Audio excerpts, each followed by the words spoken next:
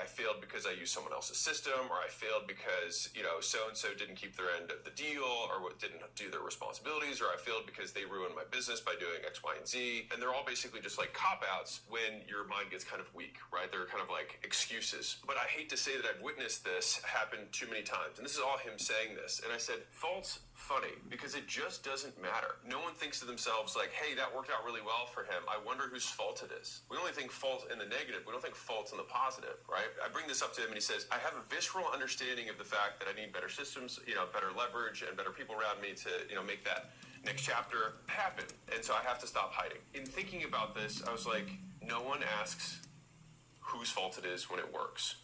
And the reality is that 2 years from now, when you think about the championship Super Bowl game or the quarterbacks who've hit these records, no one's like, hey, that guy got really good calls from the ref. Hey, it was really raining that day. No one remembers. They just remember who won.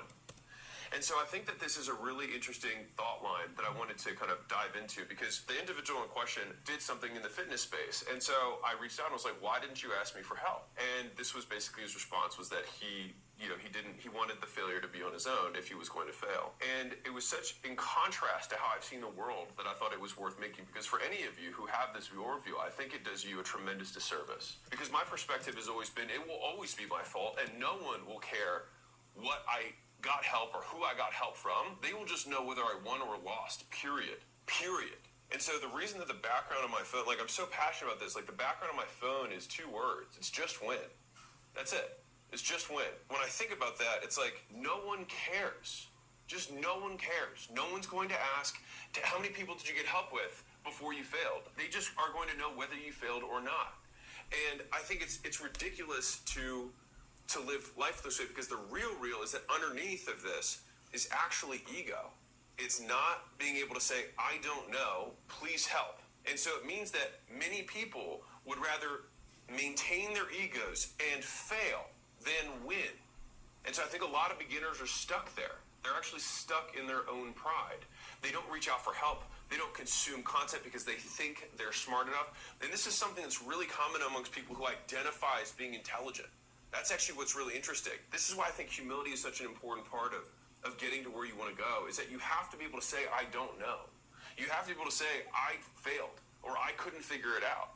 And so if you can't do that, right, because you probably maintain some certain aura, some sort of image to the people around you of like, oh, he's a smart guy, or he was always good at school, or whatever the thing is, like, and then you see somebody else who was dumb at school all of a sudden succeed, it's because usually they're okay being like, I don't know, can somebody help me? But if you're the smart one of the people you know, then you're not willing to do that because you have to humble yourself. But the thing is that the work has to be done, the learning has to get learned. The question is, what format or what mental soup do I need to have in my head that maximizes the likelihood that I will learn faster than other people? And I think humility is one part of that soup. You have to be humble enough to listen, to ask. You can learn anything you want as long as you're willing to look dumb in front of other people for an extended period of time. I think the most underrated money-making habit is being willing to look stupid.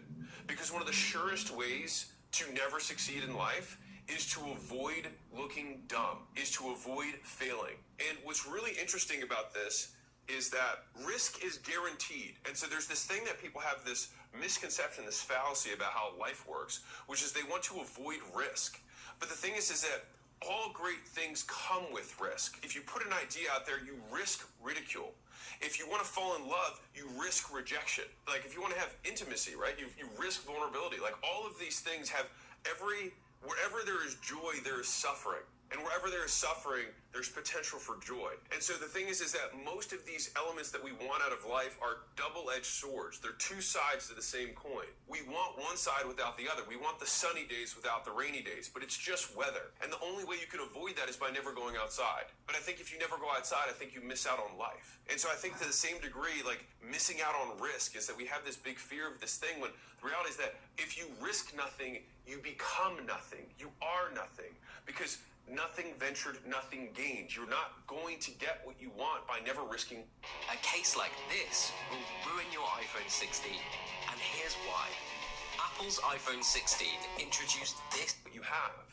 And the thing is that the things that we have aren't always material. And I think this is actually one of the big misconceptions of people who are starting out, is like, I can easily stand here and say, you were the most dangerous in the beginning because you have nothing to lose. But the thing is that almost everyone has things to lose. And most of the things that they have to lose in the beginning are in their head. And that's why it's so difficult. Because what you have to lose is your social standing. What you have to lose is looking smart in front of your friends. What you have to lose is being the more successful one of your medium group or your low group of friends, and the people who know you. Or maybe you're the first one to go to college in your family, and you're the prodigal son or the prodigal daughter. And so if you go out and fail, all of a sudden this whole image that you have, perfectly manicured and created for your friends and family gets it vanishes, right? And your whole identity is wrapped up in this. But I think that what we have to do is we have to invest our identity in different things. I think we have to invest our identity in our behaviors rather than what other people believe us to be. If we think about our identity as this thing, it's like, do we have an anti-fragile identity? Do we have an identity that can withstand external circumstances changing? And I only bring this up because it was so hard for me. And also, getting kicked in the nuts multiple times and losing everything tends to make you question, who am I? And where is my identity rooted? And so this is something that I've been thinking a lot about right now, because this year, transparently, has been a super hard year for me. But I keep asking myself the question of, where does my identity live? Right? And this is why I think so much about behaviors, because we try to say, you need someone. I remember I saw this tweet. It was like, I don't like it that other people judge me for what I do, or they love me for what I do, rather than loving me for who I am. And I saw this quote, and a lot of people were liking it and commenting on it. And then it had a follow-up to this, which was, do I love me for what I do, or do I love me for who I am? And I think this sounds very pithy and very rhetorical. It sounds nice. But I think if you were to ask the question, what is the difference between who you are and what you do, you get a very interesting answer, which is, it's very hard to describe who someone is without describing what they do, which is why for me, doing is being. Then it goes into, okay, if doing is being, then who I am is what I do, rather than who I am is what other people think I do. And so that means that when external circumstances get bad, what do I do? That is who I am. By shifting that perspective, your identity becomes rooted in the actions that you can control. Your identity becomes under your control. And then by extension, the ups and downs, the emotional roller coaster that comes with the external status that people give you for the things you can do, potentially for them or otherwise, then starts to disappear. And I think it allows you to take the big risks that you need to take. I'll give this example, but when I started, my gym business, to put this in perspective, I signed up for a mastermind of gym owners when I didn't own a gym. Think of how ridiculous that is. I started at a mastermind. I paid money, even though I didn't have a gym, to be with a bunch of gym owners. Now, to me, it made complete sense, because I was like, well, why would I want to just go make mistakes first and then go here? I was like, I might as well learn, where to put the best location and how much to pay for rent and, where to buy my equipment and where are the best workouts and how do I find trainers? I was like, I might as well ask them who have 5-10 years each in, industry experience, and I'll just start day one, 10 years ahead. Duh. The thing is that seems so foreign. And I don't know why it seems so foreign. Why would you not ask for help? And the only reason I can think of is that you have an ego. I don't know the other reason. Why would you not ask for help? I always try to take the perspective of, I want to be the biggest success story of every mentor, of every person who's ever given me advice, of every vendor I've ever worked with. And that's fundamentally been my quote secret, is I do everything that someone else tells me to do to the T the first time, and then I take what works, and then I toss the rest. And I fundamentally believe, I think either Thoreau said this or Emerson, I can't remember, but it was like, I can learn something from everyone, and in that, they are my superior. And so basically, everyone is better than you at something, and in that, you can learn from them. And so rather than having this judgmental perspective of I'm better than everyone, which is fundamentally all rooted in ego, you can always find, and this is something that I've seen of people who are ultra wealthy that in my life, is that they will actually be interested in people who are significantly below them in status, because they will just think, how do I ROI this time? And they will just search for something that this person knows more about or is better than them at, and then they just hone in on that. And what's great is that the person who's kind of below them in status is very happy to share the thing that they're really good at. But in that moment, who's better off at the end? Well, you can make the argument the person who's below in status feels great about themselves because the person who's above is asking them questions, telling them it's so interesting. But the person who leaves with more information than they started is the one who asked the questions, who's the one who humbled themselves and said, I don't know anything about motorcycles. Tell me about motorcycles, right? I don't know how to fix HVAC fans. Tell me about that.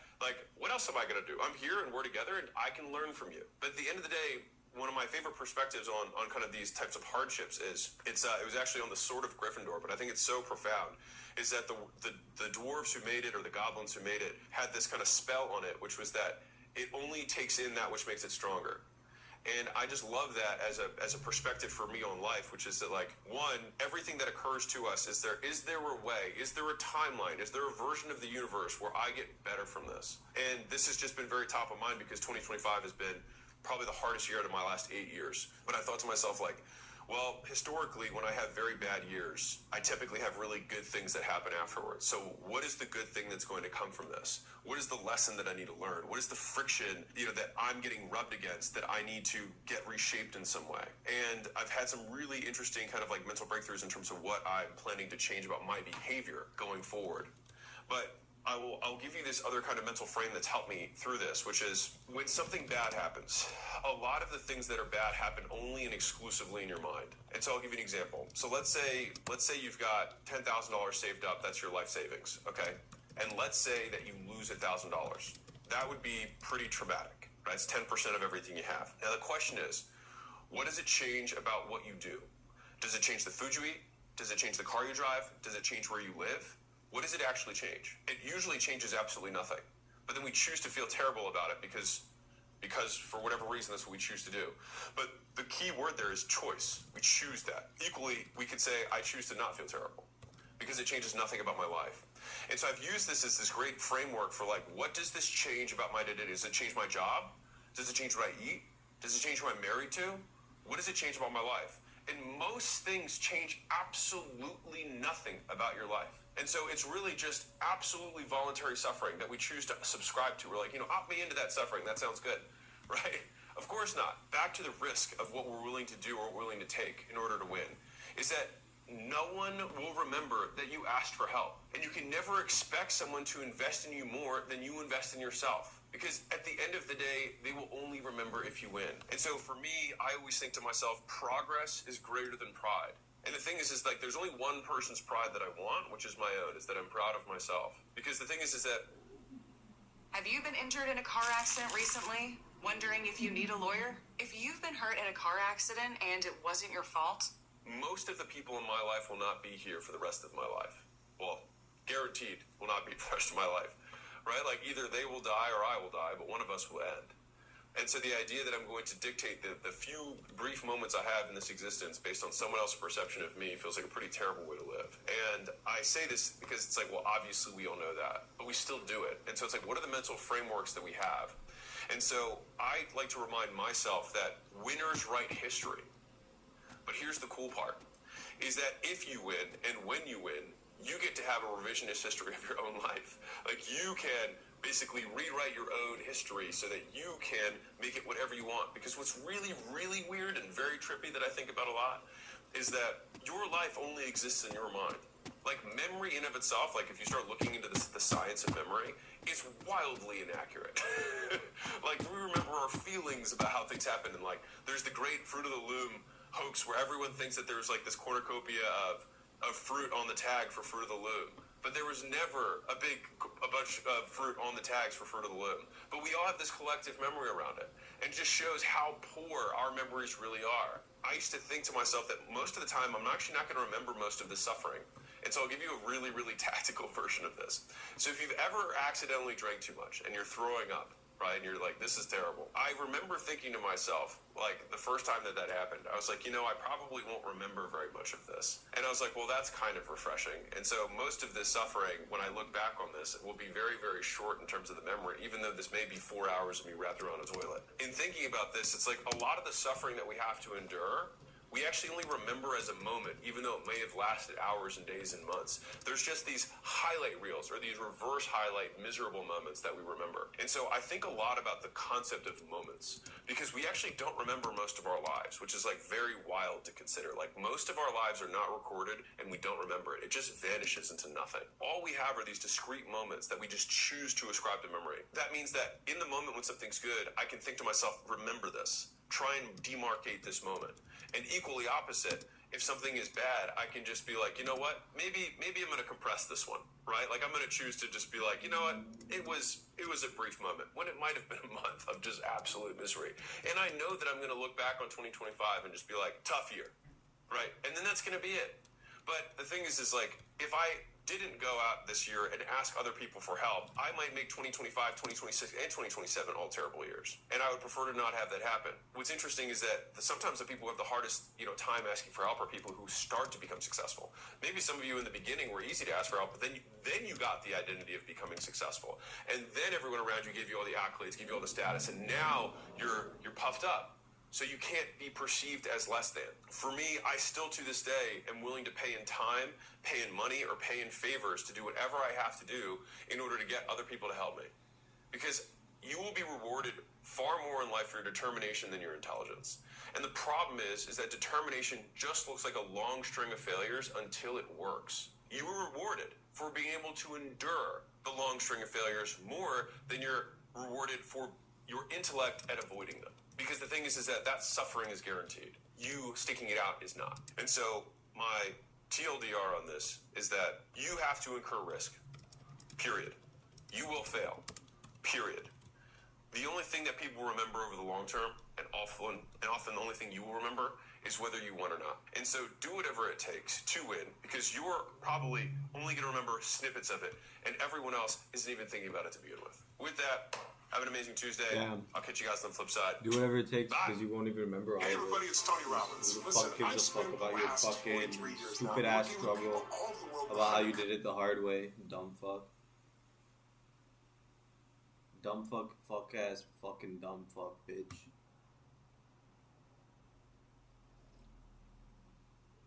Ooh, I'm gonna do it the hard way because why? So that everyone fucking watches you do it the hard way. You don't even do it like that every fucking day. You just do that shit the hard way one day and then you get so fucking burnt out and you go all depressed and go all philosophical and smoke a bunch of fucking weed. Go fucking fat ass bitch.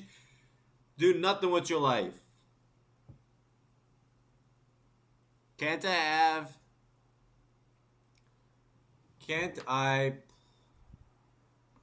place the script on the Gorilla Plus Motions?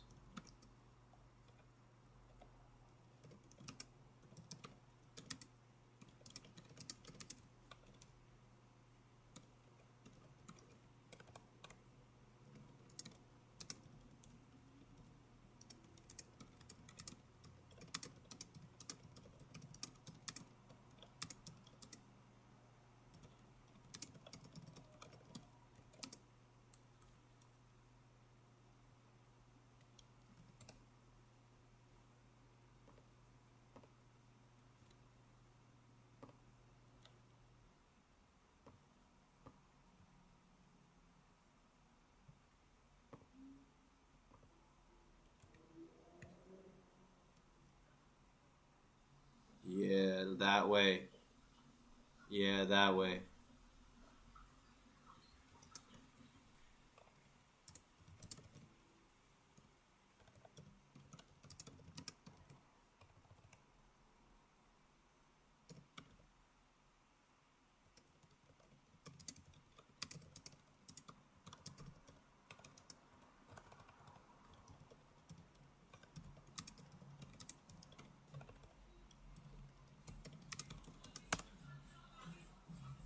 Hey, Cinco de Mayo. Gotta go do something, maybe, possibly, probably not.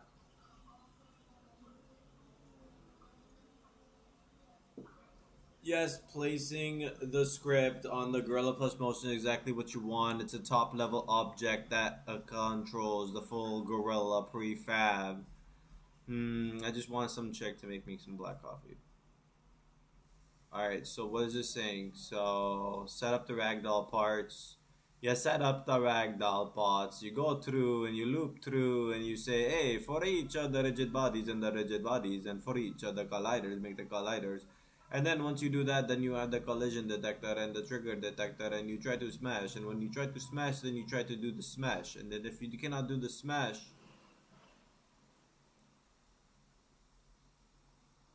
then you do the digital dash. And I see that they have added this to make this look so nice and refined, man. Such a good code. Piece of code. I do appreciate it. I really do. I do. So let's put this in there. And let's put this back in here. Let's go. Let's go hit this.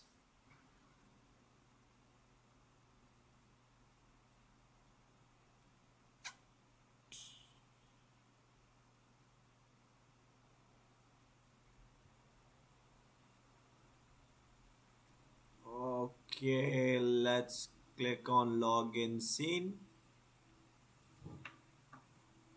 and let's log in. Create the room of Gorilla.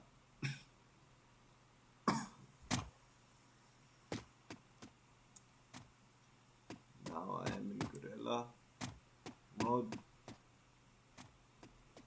Black surface, no needed. Oh, you are still running through, my friend. And now you have this forever cube around you. I see.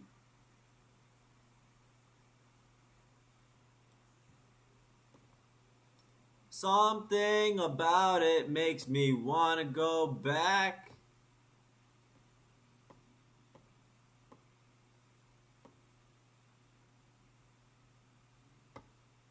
Something around it makes me have to go back. Save that trigger. Motherfucker, pussy ass picture. Hey. Hey. Hey. Hey. I got my devil. Alright, what's up? What's up? What's up? What am I trying to do? I'm not trying to start logging in every fucking time, so I'm gonna try to see if this works. Just want to see if Anime Hoodie could actually get popped in here. Anime Hoodie can get in here, and I can run it from here, and I should have a camera to render the game. The game does render. So I could actually just test it. Oh my god. Oh my god. Oh my god. Oh my god. Oh my god. Oh my god. Oh my god. Oh my god, oh my god. Oh my god, oh my god. Alright, so then what? This fucking dude. He got a stopping distance of a fucking mile and a half. Stopping distance needs to be 0.25, just like his for no reason. Stupid. Oh my god.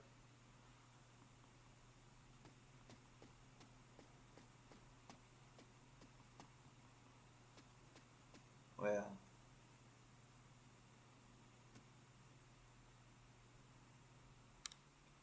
Okay, but then now his attack distance needs to be a little bit closer too, so that he could Gorilla Smash controller.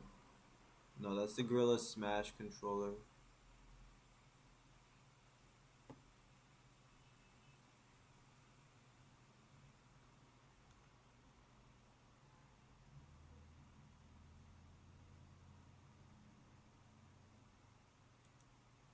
Oh, I have Gorilla AI and Gorilla Smash. Okay, that makes a lot more sense than fucking Material Decay. Okay, so then the dollar bump nav mash and that shit, and then we have to say that the attack range is going to be not that fucking way. I'm going to say 25, 0.25, 0.25, but the detect radius is fine. Everything else is fine. Let's fucking go. Let's fucking go, mate. Let's fucking go. What's you gonna say? Oh my goodness. Oh my god. Oh my god. Oh my god. Oh my god. 0.1 to 0.333. No. Oh my god, I'm gonna actually get fucking kicked out of this fucking map. Alright, no. If not, then 1.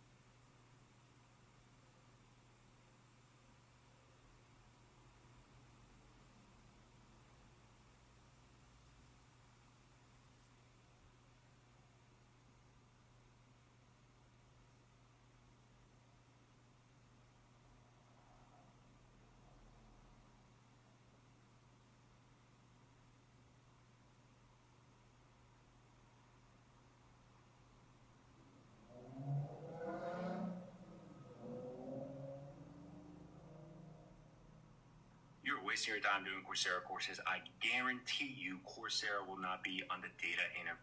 Yeah, Ozempic's really started to become popular in the last couple of years. If you can get lean without it, it's absolutely the way to go. If you diet correctly, after 3 weeks, hunger's gone. When you feel hungry and feel discomfort, remind yourself that this means progress. It's a reframe. Exactly. Negative self-talk absolutely sends things the wrong way. It's like if I have 8 drinks, dude, I'm not moving the next day. Like I'm not. Yeah, depression is not real if you don't work out. If anyone has depression but they don't work out, it's not real. Acid for a microdose is much more effective than mushrooms. You feel like almost limitless. Like, I only did it the one time, but I'm like. All right. What's up, fam? Welcome back to another episode of TSL Time Podcast. Today we're here with a very special guest, Grego Gallagher. What's going on, man? How we doing? Doing freaking great. Enjoying Miami. Yourself? Doing good too. Nice. Got my tan on this weekend. For sure. I'm catching up. I'm on like day 3, 4. That's awesome. Yeah. So you're moving here now. Correct. Yeah, I've been doing 4 months here. IDK about that one, but he's cool. Just work harder.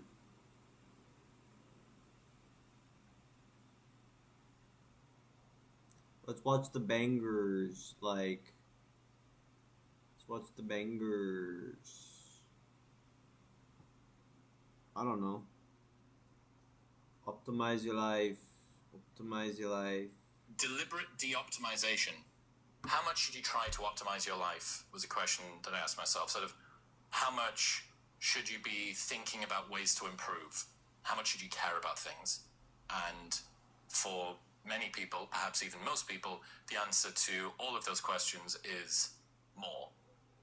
The world largely belongs to the intense optimizers and not the laissez-faire guy chilling in a hammock who's hit snooze 3 times this morning. So telling people to optimize harder is a reliable way to improve the lives of most people, because most people need to be tightened up rather than loosened off. And being more obsessive will tend to deliver better results in worldly success.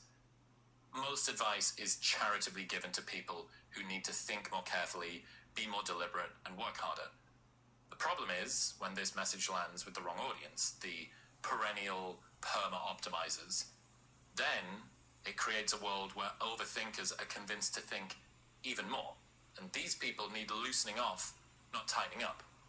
And given the fact that you listen to this podcast or read my newsletter, I'm going to guess that you fall into this category. I'm not saying that you shouldn't be obsessive and pay attention to detail. The problem arises when you can no longer delineate between the very small number of things that matter enough to obsess over and everything else. Assume that you have a small bucket of pursuits which are important.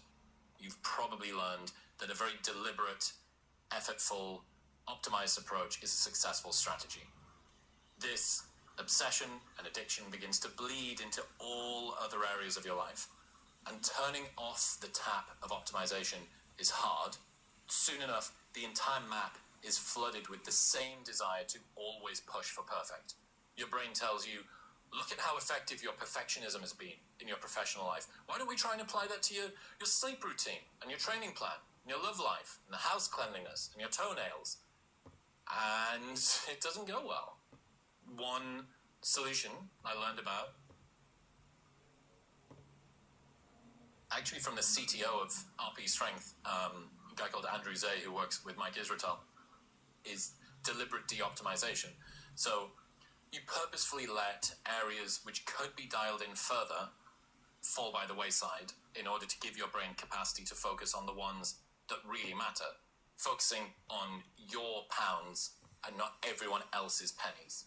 Sure, you could have 5 credit cards with special cashback bonuses and capture all of the points for your air miles, but given that you're already close to capacity on the things to give a shit about list, is it wise to add yet another thing onto that? Sure, your intra-workout nutrition could probably be dialed in more with pre-digested grass-fed whey and dextrose, But what if this takes your energy away from the key area of just hitting the gym 5 times a week? In the same way, you could spend all day watching the stock market instead of just investing in an index fund. But how much damage will this new candle graph addiction do to your relationship? Oliver Berkman inspired me with this thought recently, which is, how much should you care about things? Question, how much should you care about things? Answer, I'm unsure exactly, but I know that it's not the absolute maximum amount all the time for everything. Basically, not everything is a life or death situation. And even if you know this cognitively, you still behave implicitly like it is. So, deliberately letting go of certain areas is a good way to give overthinkers like you and me more space to regain a little bit of sanity. Basically, the stress of trying to be perfect will kill you more quickly than your imperfections. And choosing the very small bucket of things that are unbelievably important to you and that you want to have your obsession focus on. And when that habit, that thought pattern, that framing starts to appear in other areas of your life, you just sort of notice it. You go, oh yeah, that's that thing that I really love at work and really don't want in my relationship or in my sleep routine or in the way that I keep my house or whatever. So I'm just going to thank you for that, and I appreciate you, I see you there, but I don't really need to worry so much. And it's difficult because you're going to be hypertrophying this muscle in one very particular domain or a few particular domains, and you're going to be trying atrophy the same muscle in other domains, and it's really, really tough. This is a problem to be managed, not a paradox to be solved, perhaps, that there is no point at which this is going to be stopped, and just learning, like being on one of those balance board things where there's a sphere in the middle of it, at no point are you actually at stasis. You're always just making little adjustments, and I think maybe it's kind of like that. Before we continue, if your workouts feel flat, your recovery slow, or you've just been feeling off, it might not be Small your little training adjustments, plan. bucko. Small little adjustments, David Ramsey.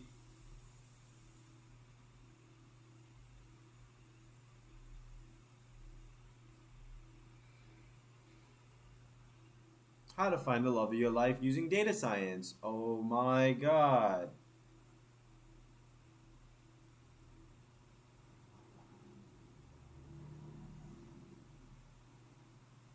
Isn't that just do shit that you like doing, and people that like you for doing that thing will be attracted to you, so you will do that thing more?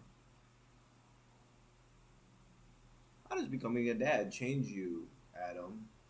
22.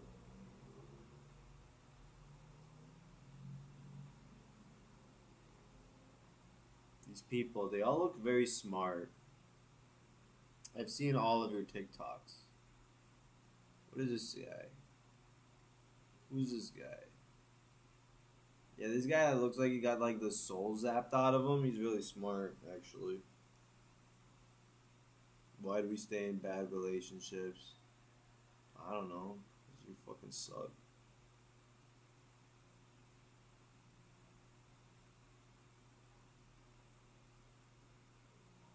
You'll want to hear something absolutely wild. More than 48%. Let's look at Matthew McConaughey's. Oh my god, this bitch ass has been punching me this whole time. Because of many chat fuck. So what does this actually look like? The first step is we have people post a word underneath one of our videos. So we would have course, as the keyword. And then we send them a message. Here's what you asked for. Don't you want it? Most people say yes. And if you implement this into your business, I don't know what the fuck you were talking about. You're on You've about some bullshit that I front don't row give a fuck about. seats to a variety of rhythms of marriages. Your parents, yours. What have you learned about choosing a good partner? Oh. Well, I'm still learning, but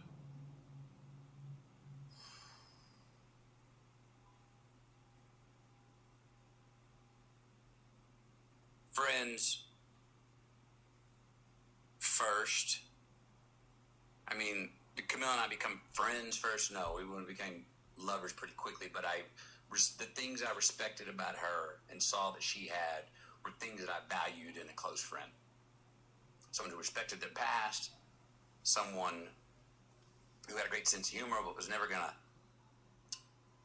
lie to put themselves to get what they wanted in front of me or take advantage of me.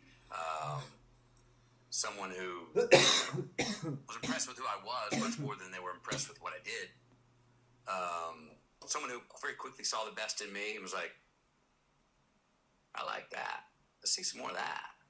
You know, and watered that side of me. As we talked about earlier, see some more of that. Let me put some more fuel on that fire so you can even be more of that. Why not be all of that? You know? Then if you're going to get together, I think this was a Susan Sarandon line when she was married to, what's his name, Tim? Who was Susan Sarandon married to years ago?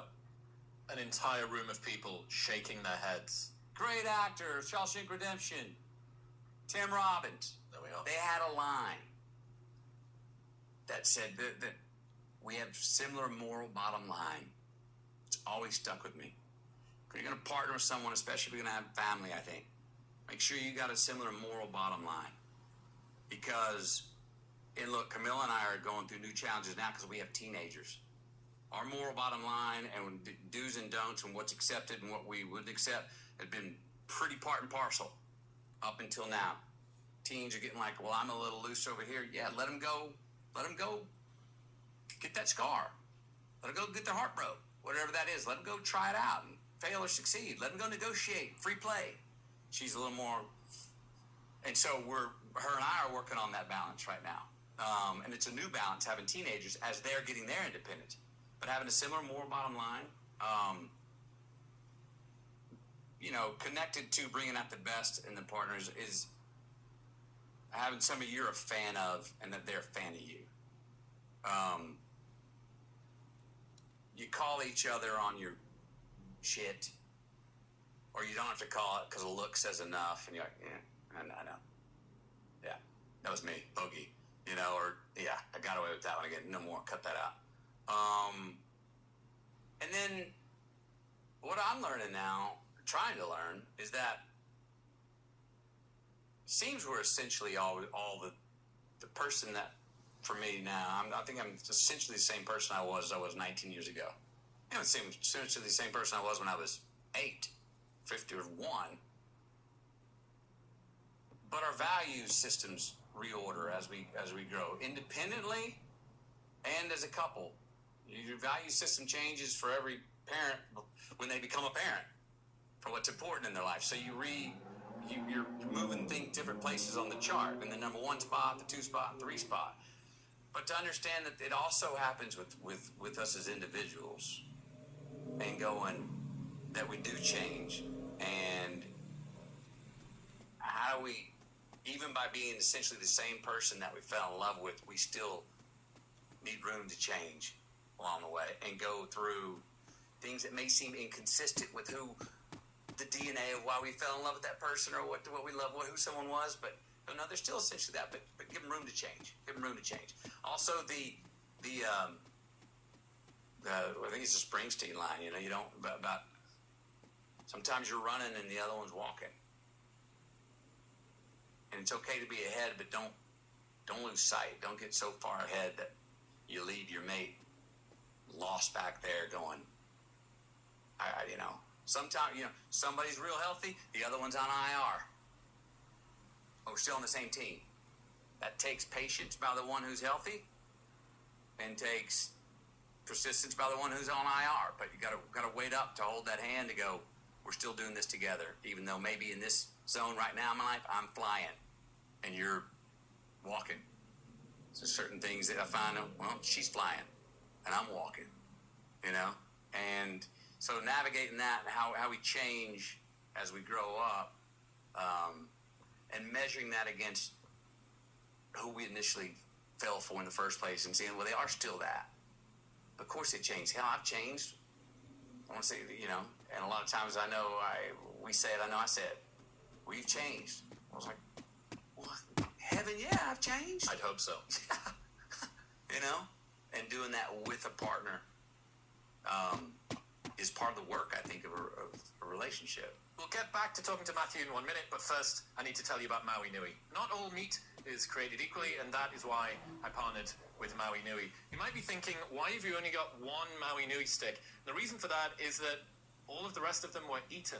If that doesn't give you credibility of just how nice these are, I don't know what will. Maui Nui delivered the healthiest red meat on the planet directly to your door. It has the highest protein per calorie ratio on the market, up to 53% more than grass-fed beef, and it is the only stress-free 100% wild harvested red meat available. These venison sticks are a complete life changer. I take them with me when I travel on the road, or I need just convenient quality protein throughout the day. I absolutely love them, and so does Tim Ferriss, Andrew Huberman, and Peter Attia, because they're the best.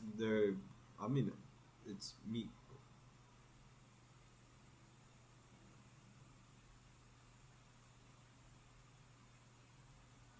Yes, it's...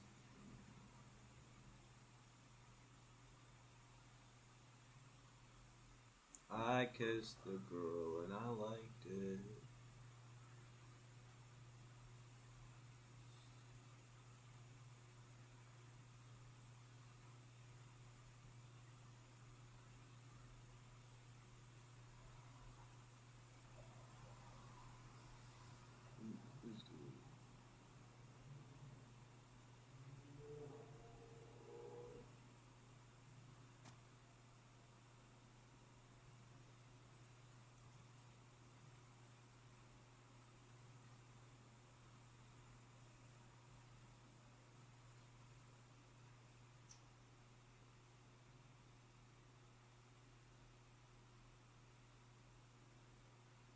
So apparently, if you break the new camera control button on the new iPhones, it costs $750 to replace. What the f*** is this? And the problem...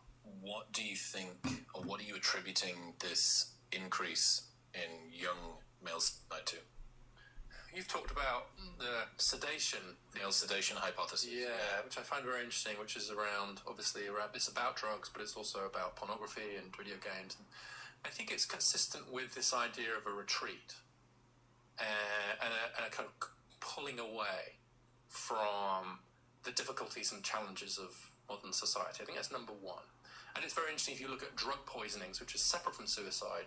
One of the reasons that's risen so much among men, and perhaps we can talk a bit about that, is because the sorts of drugs that the men are taking, they are very often taking them on their own. So there's no one there to revive them. These are not party drugs. These are not the drugs that the kids were taking when you were doing your job as a bouncer, right? This is not, let's take this and go out and have a good laugh. These are drugs of retreat.